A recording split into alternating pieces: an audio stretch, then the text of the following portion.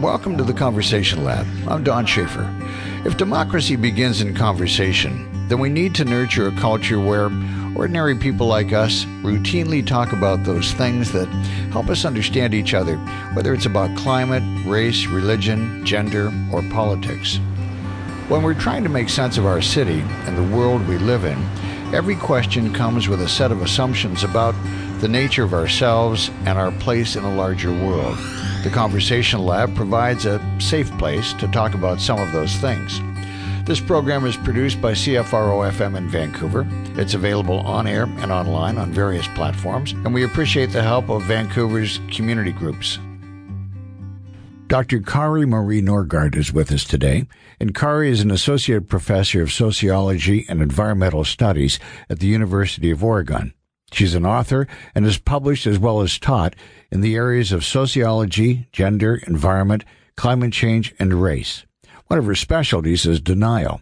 Kari even wrote a book about it, Living in Denial, Climate Change, Emotions, and Everyday Life.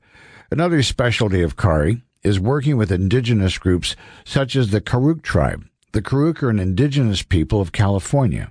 You know, it's probably a great place to start with a question is, how did you find this line of work? Yeah, that is an interesting story. So I thought I was going to be starting a different research project for my dissertation back in the day, and I was teaching classes on environmental issues, and I noticed that some of my students were, keenly engaging with the material, and others had their eyes looking pretty glazed. And actually, it was one of my students who was really upset about this, and said, "How come people aren't responding more?" That really got me thinking about it. And around that time, I came across also the work of a Buddhist philosopher named Joanna Macy, who's written some about how people deal with disturbing information, and that got the ball rolling very quickly at that point. And I, as a sociologist, I began reading a lot of other people's work that are thinking about social structure and how that plays in, and went on from there. I'm curious how the psychology works into sociology. What's the interconnectedness there? Yeah. Well, most people, when they think of denial, they think of denial in more psychological or individual terms. And psychologists have done really important work in this area, and in particular, the idea of cognitive dissonance is extremely one of the most powerful theories in sociology, the idea that people can't really hold two conflicting thoughts in their heads at the same time. And I, as a sociologist, am very interested in individual experience, but what I do is situate what it is that people feel that they find disturbing, and both what they do once they're in that situation in a social context, in a context both of cultural norms and norms around emotions, and also in the context of our political economy, of what it means to be living in a country, and when it comes to climate change, where we are a very large historic and current contributor to fossil fuels, and a lot of these decisions are being made at the national level, and so this is sort of the context in which people might feel guilty. If you're living in Samoa or Fiji or somewhere where your nation doesn't really have the kind of carbon footprint the United States does, then or Canada, then it's the feeling of denial and what you might do would be very, very different if you have it at all. Kari, I'm curious, and I just want to back up a little bit. Who is in denial? Are we all in denial to a certain extent? It's in some aspect of our lives. Are only some of us in denial about climate change or other big things in life? How do you compartmentalize, who the we is in this discussion? That's a really great question. And I think at some level, and this is where there's been great psychological work done as well, at some level it is enormously difficult to think about climate change. And so, you could say that that it affects all of us to some degree, because similar to something like death, it's just so difficult to wrap our heads around the degree of change that we are facing and experiencing right now.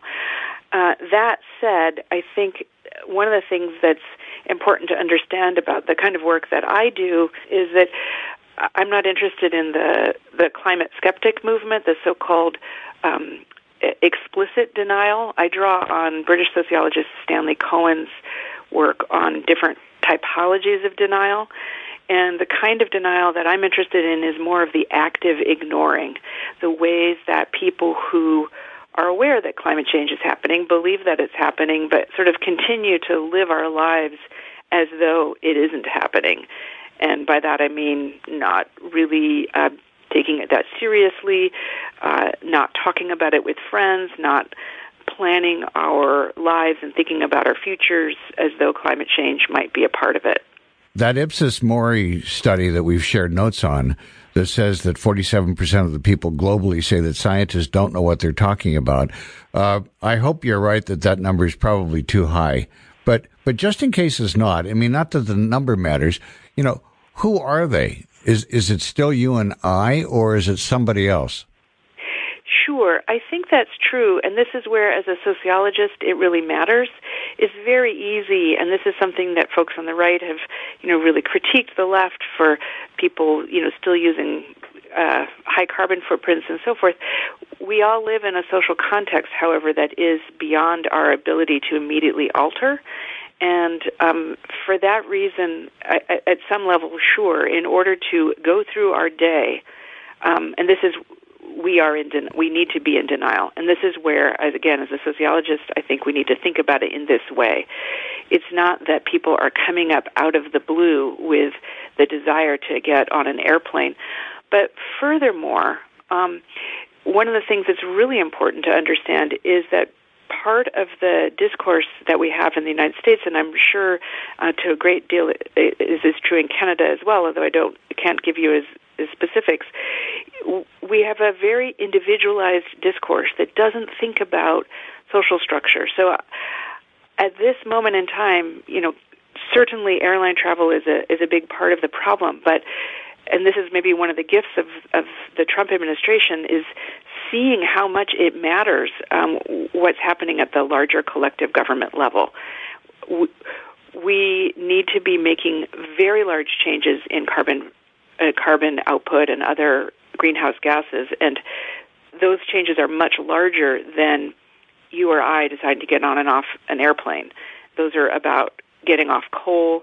They're about rapidly bringing on other kinds of renewables. They're about putting in place systems that would allow us to shift, energy use on a very large scale. And I think that while it matters that people as individuals think about our transportation choices, what we most need to be doing now is exerting political pressure and making it very clear that we need to be thinking about large-scale changes in how we use energy. One of the comments you made was the kind of denial that you do is about the active ignoring of information rather than those that don't believe that climate change is happening. Can you drill down a little bit in explaining those two differences? Because they seem very similar. Yeah, I think that there is a lot of attention paid to the very problematic reality that the way that science is understood in this country and worldwide, obviously I'm speaking from a U.S. context myself, but that belief in science is, science has had a founding role in the democratic project for a long time, and that there's definitely things that are shifting about that. There have been very active campaigns by the fossil fuel industry, enormous, as we are now, well documented, to create that sense of skepticism of the science. And for most people, most people actually do believe that climate change is happening. And for that community, there's a lot of attention being paid, sort of pointing the finger at the climate skeptics and saying, well, that's the real problem, rather than mobilizing our own collective power and taking responsibility. So I mentioned earlier Stanley Cohen's typology. He talks about explicit denial, which is saying climate change isn't happening. He also talks about interpretive denial, which is sort of maybe more along the lines of people say, well, it seems to be happening, but maybe it's not human-caused or that kind of thing. And then implicatory denial, which is when you just sort of ignore what's going on, and that's kind of the elephant in the room, that you have to do some kind of gymnastics in a way to pretend not to notice what's happening, especially as information is more and more prevalent now. You know, I guess the thing that I'm struck by is with so much scientific evidence, and you could cite multiple sources, probably hundreds of sources now over the last 25 to 50 years of how the universe or how our world has changed in particular. You know, how do you deny that? How do you ignore that? I've approached this question sort of from a compassionate and critical angle at the same time. It's a huge collective problem that so many people in privileged democracies who presumably have some ability to affect change and some responsibility to stand up are not doing so.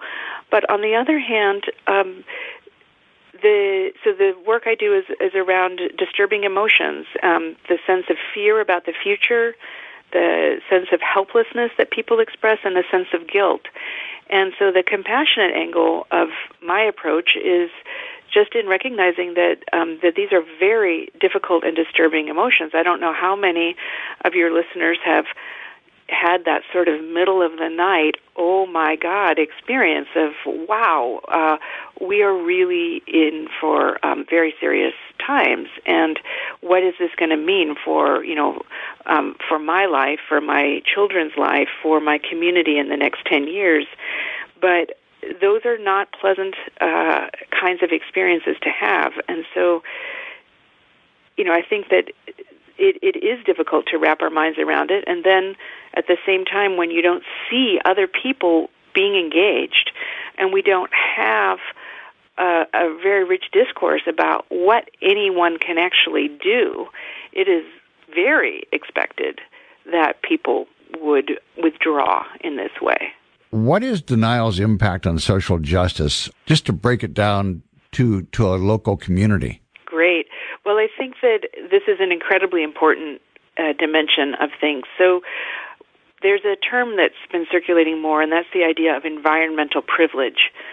Some communities are somewhat protected from the worst of environmental harms, and of course there's also the idea of environmental justice or injustice, which is the struggles that other communities are facing where they disproportionately are experiencing environmental harms, and this has been a long-standing movement worldwide, and ideas of how when a disaster strikes, but also when long-term degradation is happening, that communities that are already targeted by racism, by sexism, classism, ways that colonialism and settler colonial states shape the ways that we experience something bad happens. And so environmental privilege and denial are connected in that if you believe that there is some possibility of affecting change and democracy, those who are somewhat sheltered from the immediate targeting from hurricanes or other longer time, slower unfolding kinds of environmental threats, have a responsibility to try to use that education and awareness that they have to create a better world. And when those of us who are in some position where we maybe are, not quite up against the wall with the onslaught in immediate lives, don't mobilize around climate change, then that is a very big problem. So denial, socially organized denial, which I'm working on, and the difficulty in sort of facing up to this is something that we see more in privileged communities where they have the option of ignoring